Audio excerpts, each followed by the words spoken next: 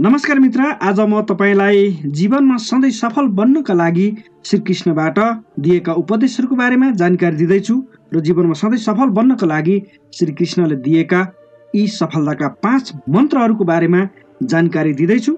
तपाईँ भने यस च्यानललाई सब्स्क्राइब गर्नुहोला र छेउमा रहेको बेललाई पनि दबाउनुहोला।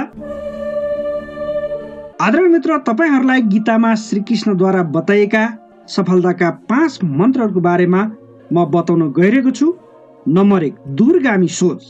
भगवान श्रीकृष्णको तर्फबाट भनिएको श्लोकमा आधारित भगवान गीताको अनुसार हामीले सोचलाई सङ्कुचित बनाउनु भन्दा यसलाई दूरगामी र व्यापक बनाउनु पर्छ, जसले गर्दा भविष्यमा आइपर्ने दुःखबाट सजिलै पार पाउन सकियोस्। नम्बर 2, डरभन्दा अगाडि जित। गीताका अनुसार यदि तपाईँको अगाडि समस्याले विकराल रूप लिँदैछ र यसलाई समाधान गर्न सकिरहनु भएको छैन भने पनि तपाईँले हिम्मत नहार्नुहोस् र सोच विचार गरेर मात्र समस्याको समाधानको बाटोमा लाग्नुहोस्। समस्यासँग डराउनु भन्दा पनि यससँग लड्नु नै सबैभन्दा ठुलो शक्ति हो। एकपटक डरलाई पार लगाउनु भयो भने त्योभन्दा अगाडिको कदममा तपाईँको जित छ भनेर सम्झनुहोस्।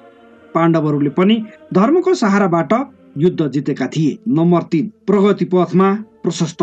श्रीकृष्णले सधैँभरि पाण्डवहरूलाई यही भनेका छन् कि पछि हट्नुभन्दा प्रगति पथमा लम्कनु बुद्धिमानी हुनेछ। उदाहरणका लागि, यदि कोही कर्मचारी कम्पनीमा लगाव भएका कारण जीवनको ठुलो असर गुमाउँदैछ भने त्यो मूर्खता हो, किनभने अट्याचमेन्ट ट्यालेन्टलाई मार्ने गर्दछ। यस्तो अवस्था पनि तपाईलाई ठुलो स्कोप स्थान परिवर्तनमा देखियो भने स्थान परिवर्तनमा नै फाइदा हुनेछ। नम्बर 4, बन्नुहोस् ऋषिकेश। श्रीकृष्णलाई ऋषिकेश पनि भनिन्छ। यी दुई शब्दबाट मिलेर बनेको छ ऋषक र ईश, अर्थात् इन्द्रियहरूलाई वशमा गर्ने स्वामी। श्रीकृष्णको भक्ति गर्ने व्यक्ति बुद्धिमाथि विजय प्राप्त गर्न सक्षम हुने गर्दछन्। गीताको अनुसार हावालाई वशमा ल्याउन सम्भव होला, तर मानिसको दिमागलाई वशमा ल्याउन असम्भव हुन्छ। दिमागलाई आफ्नो वशमा ल्याउने व्यक्तिहरू कुनै पनि क्षेत्रमा निकै सजिलो सफलता हासिल गर्न सक्दछन्। नम्बर 5, स्मृति, ध्यान र बुद्धि। गीतामा श्रीकृष्णले एक श्लोकमा उल्लेख गरेका छन् कि कुनै पनि क्षेत्रमा सफल हुनका लागि स्मृति, बुद्धि, स्वास्थ्य हुनु अनिवार्य छ। बुद्धि अर्थात् राम्रा कुराहरू सोच्ने क्षमता, ज्ञान अर्थात् सबै कुराहरूको भित्री जानकारी हुनु र स्मृति अर्थात् नराम्रो कुरालाई बिर्सने र राम्रो कुरालाई याद गर्ने क्षमता। यदि यी 3 कुराहरूमा युवाहरूले केन्द्रित हुने हो भने उनीहरू जीवनको 70% कठिनाइहरूबाट पार पाउन सक्नेछन्।